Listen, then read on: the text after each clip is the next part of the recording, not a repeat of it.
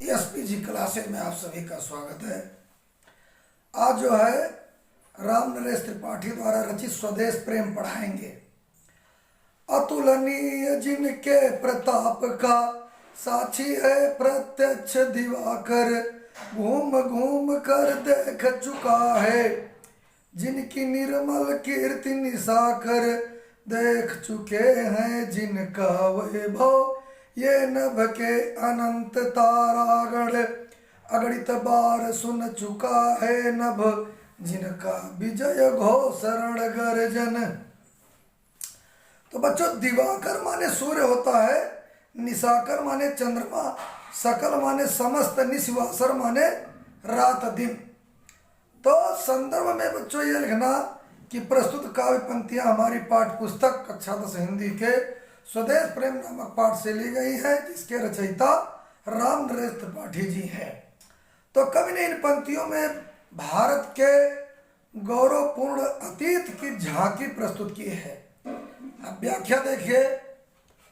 भारत देश प्राचीन काल से ही गौरवशाली है। इस देश के प्रताप का साक्षी सूर्य स्वयं ही है। चंद्रमा भारत की निर्मल कीर्ति का साक्षी है। आकाश के नक्षत्र भारत के अतुल वैभव के साक्षी हैं और गरजती हुई लहरों वाला समुद्र इसके जयघोष सुनने का साक्षी है। साक्षी माने प्रमाण कि शोभित है सर्वोच्च मुकुट से जिनके दिव्य देश का मस्तक, गूंज रही है सकल दिशाएं जिनके जय गीतों से अब तक, जिनकी महिमा का है अविरल साक्षी सत्य रूप हिमगिरिवर, उतरा करते थे विमान दल जिसके विस्तृत वछा स्थल पर। भारत का माथा हिमालय जैसे दिव्य भ्रकुटी से अलंकृत है, सुशोभित है। आज तक सभी दिशाओं में भारत की विजय की घोषणाएं गूंज रही हैं। इस देश की महानता हिमालय जैसी पवित्र और सर्वोच्च रही है। इसी हिमालय पर देवता भी स्वर्ग से आकर अपने विमान उतारा करते थे, है ना। सागर निज छाती पर जिनके अगणित अरड़ों पोत उठाकर पहुंचाया करता था प्रमुदित भूमंडल के सकल तटों पर। नदियां जिसकी यशधारा सी बहती हैं अब भी निशिवासर, ढूंढो उनके चरण चिन्ह भी पाओगे तुम इनके तट पर। भारत जो है, भारत समुद्र व्यापार के क्षेत्र में भी बहुत उन्नत कर चुका था। इस देश के जलपोत समुद्र की छाती चीर कर दूर देशों के तट पर जाते थे। भारत की नदियां जल के रूप में आज भी मानो उसकी गौरवपूर्ण कीर्ति को बहाती जा रही हैं। किसकी? भारत देश की। इन्हीं नदियों के किनारे बसे हुए नगरों में हमारे देश की उज्जवल संस्कृति का स्वरूप आज भी देखा जा सकता है। काव्य का सौंदर्य बच्चों ये लिखना कि देश का प्राकृतिक सौंदर्य का यहाँ पर सजीव वर्णन हुआ है। भाषा सरल सुबोध तथा साहित्यिक खड़ी बोली गुण ओज अलंकार उपमा। अगली पंक्तियां हैं कि विश्वत रेखा का वासी जो जीता है नित हाँफ हाँफ कर, रखता है अनुराग अलौकिक वो भी ये भी अपनी मातृभूमि पर। ध्रुववासी जो हिम में तम में जी लेता है कांप कांप कर, वह भी अपनी मातृभूमि पर कर देता है प्राण निछावर। तो बच्चों, संदर्भ वही लिखना, प्रसंग में ये लिखना कि कवि ने इन पंक्तियों में बताया है कि मनुष्य को अपने देश से अधिक प्रेम होता है। वह स्वदेश छोड़कर कहीं जाना पसंद नहीं करता। भाई सबकी इच्छा होती है कि हम अपने देश में रहें। व्याख्या में बच्चों ये लिखना कि अलौकिक माने जो लोक से परे हो, जो लौकिक न हो, दिव्य। जो मनुष्य भूमध्य रेखा का निवासी है, विषुवत रेखा का निवासी है, जहाँ असहनीय गर्मी पड़ती है वहाँ वो गर्मी के कारण हाँफ हाँफ कर अपना जीवन व्यतीत करता है, लेकिन वहाँ की भीषण गर्मी को छोड़कर वो शीतल प्रदेश में नहीं जाता है। वो अपनी मातृभूमि से असाधारण प्रेम रखता है और उसके प्रति अपार श्रद्धा रखता है। जो मनुष्य, अब ध्रुव प्रदेश वालों की बात है कि जो मनुष्य ध्रुव प्रदेश का रहने वाला है, जहाँ सदा बर्फ जमी रहने के कारण भयंकर सर्दी पड़ती है, वहाँ वो भयंकर ठंड से कांप कांप कर अपना जीवन निर्वाह कर लेता है। परंतु वो ठंड से घबराकर गर्म प्रदेशों में जाकर जीवन नहीं बिताता। उसे भी अपनी मातृभूमि से अतुल प्रेम होता है और अपने देश की रक्षा के लिए वो उस पर अपने प्राण न्यौछावर कर देता है। काव्य सौंदर्य में बच्चों ये लिखना कि कवि ने स्पष्ट किया है कि मानव को मातृभूमि से स्वाभाविक प्रेम होता है। इन पंक्तियों में स्वदेश प्रेम की प्रेरणा दी गई है। भाषा सरल, खड़ी बोली, शैली विवेचनात्मक, रस यहाँ वीर है, गुण ओज है, शब्द शक्ति व्यंजना, अलंकार अनुप्रास अलंकार। अगली पंक्तियां देखिए।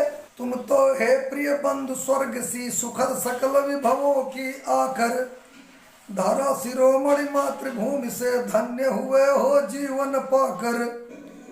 तुम जिसका जल अन्न ग्रहण कर बड़े हुए, लेकर जिसकी रज तन रहते कैसे तज दोगे उसको हे वीरों के वंशज। तो यहाँ पर बच्चों प्रसंग में ये लिखना कि इसमें कवि ने मातृभूमि को स्वर्ग से भी बढ़कर बताते हुए देश प्रेम की प्रेरणा प्रदान की है। व्याख्या में बच्चों ये लिखना कि देश प्रेम की प्रेरणा देते हुए कवि कहता है कि विश्वत और ध्रुव प्रदेशों के निवासी भी अपने देश से प्रेम करते हैं। तो भारत भूमि से तुम्हें निश्चय ही प्रेम होना चाहिए, क्योंकि यहाँ की धरती सुख समृद्धि से परिपूर्ण है। भारत भूमि तो स्वर्ग से भी बढ़कर है। इस धरती पर जन्म पाना बड़े पुण्यों का फल होता है। हमने यहाँ का अन्न खाया, पानी पिया और इसी धूल में खेल कर बड़े हुए, तब शरीर के रहते हुए इसकी रक्षा करना हमारा पहला कर्तव्य है। जब तक हमारी सांसें चल रही हैं, जब तक हमारा हृदय धड़क रहा है, तब तक हमें अपने देश का गौरव ऊंचा रखना है। जब तक शरीर में एक बूंद भी खून रहेगा, रक्त रहेगा, तब तक हम दीन वचन नहीं बोलेंगे। और देश की रक्षा करते हुए यदि मृत्यु भी हो जाती है तो हम उससे भी डरने वाले नहीं हैं। तो काव्य सौंदर्य में बच्चों ये लिखना यहाँ पर कि मातृभूमि की रक्षा करना प्रत्येक देशवासी का पहला कर्तव्य है। भाषा प्रवाहमयी खड़ी बोली है यहाँ पर, शैली भावात्मक, रसवीर, गुण ओज और शब्द शक्ति व्यंजना, अलंकार उपमा अलंकार। अगला देखिए, बहुत बढ़िया है। जब तक साथ एक भी दम हो अवशिष्ट एक भी धड़कन, रखो आत्मगौरव से ऊंची पलके, ऊंचा सिर, ऊंचा मन। एक बूंद भी रक्त शेष हो जब तक मन में है शत्रुंजय, और दीन वचन मुख से न उचारो, मानो नहीं मृत्यु का भी भय। है ना? तो जब तक हमारी सांसें चल रही हैं और जब तक हमारा हृदय धड़क रहा है, तब तक हमें अपने देश का गौरव ऊंचा रखना है। जब तक शरीर में एक बूंद भी रक्त रहेगा, तब तक हम दीन वचन नहीं बोलेंगे। और देश की रक्षा करते हुए यदि मृत्यु भी हो जाती है तो हम उससे भी डरने वाले नहीं हैं। काव्य सौंदर्य में ये लिखना कि मातृभूमि की रक्षा करना प्रत्येक देशवासी का पहला कर्तव्य है। भाषा प्रवाहमयी खड़ी बोली, शैली भावात्मक, रसवीर, गुण ओज, शब्द शक्ति व्यंजना, अलंकार उपमा, यह बता चुके हैं। अगला देखिए, निर्भय स्वागत करो मृत्यु का, मृत्यु एक है विश्राम स्थल, जीव जहां से फिर चलता है, धारण कर नव जीवन संबल। मृत्यु एक सरिता है जिसमें श्रम से कातर जीवन नहाकर और फिर नूतन धारण करता है काया रूपी वस्त्र बहाकर। तो प्रसंग में यह लिख देना कि कवि उद्बोधित करते हुए कहता है कि हमें देश के लिए अपना सर्वस्व न्यौछावर कर देना चाहिए। यह शरीर क्षणभंगुर है, अतः शरीर का मोह व्यर्थ है। व्याख्या में देखो लिखा, निर्भय स्वागत करो मृत्यु का।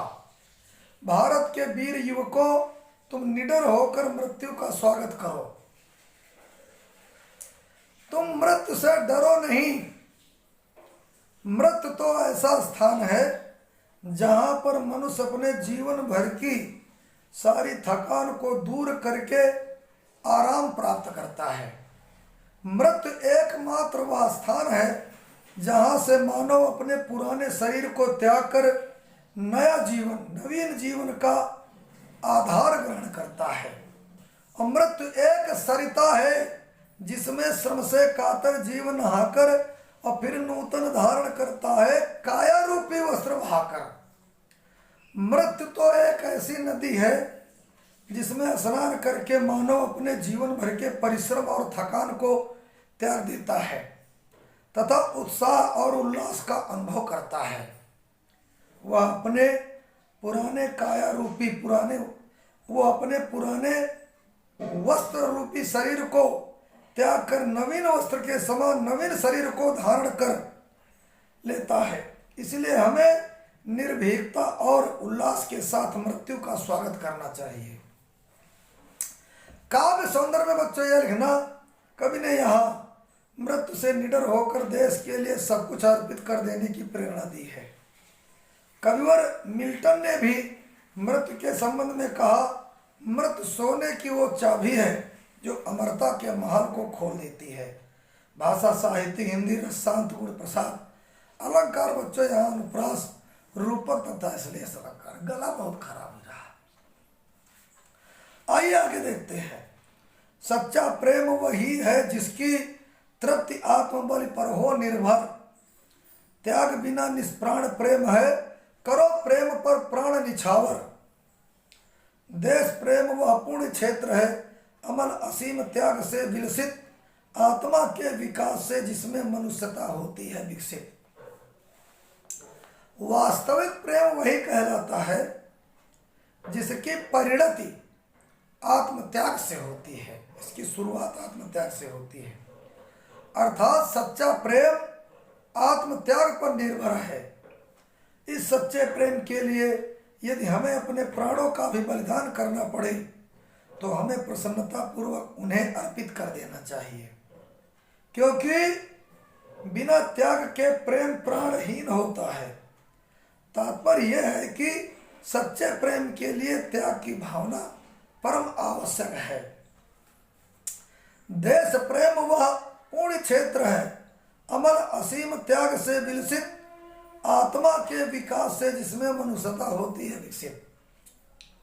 देश प्रेम ऐसा पवित्र क्षेत्र है जो कि निर्मल और निस्सीम त्याग के बल पर ही सुशोभित है। अर्थात देश प्रेम की शोभा निर्मल त्याग पर निर्भर है। देश प्रेम की भावना से ही मृत्यु की आत्मा का विकास होता है और मानवता का विकास होता है।